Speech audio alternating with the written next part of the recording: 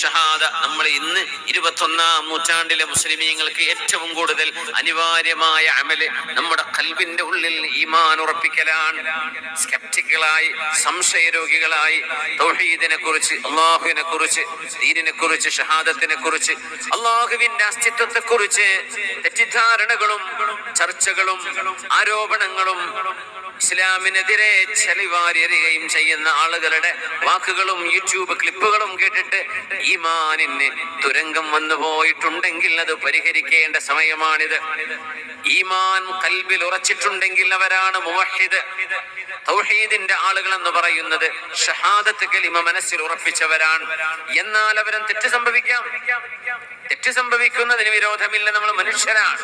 പക്ഷേ നമ്മുടെ അഖീദ, നമ്മുടെ ഈമാനിൽ ഒരിക്കലും ഒരു അണു ഇഞ്ച് അനക്കം സംഭവിക്കാൻ പാടില്ല.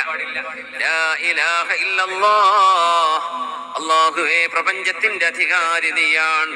ഈ പ്രപഞ്ചത്തെ ഇല്ലായ്മയിൽ നിന്ന്, ശൂന്യതയിൽ നിന്ന് ഒരു ബിഗ് ബാങ് ആണ് പ്രപഞ്ചത്തിന്റെ തുടക്കമെങ്കിൽ ആ ബിഗ് ബാങ് നടക്കാൻ കാരണമായ സബബ് റബ്ബേ നീ ചെയ്തു വെച്ചതാണ്. അതുകൊണ്ട് അൽ മുസബ്ബിബുൽ അവ്വൽ, ഈ പ്രപഞ്ചത്തിന്റെ സർവമാന സൃഷ്ടിപ്പിന്റെയും പ്രൈം റീസൺ, പ്രൈം കോസ് എന്ന് പറയുന്നത് അല്ലാഹുവേ നിന്റെ ഇടപെടലാണ്. ഇത് വിശ്വസിക്കുന്നവനാണ് മുസ്ലിം.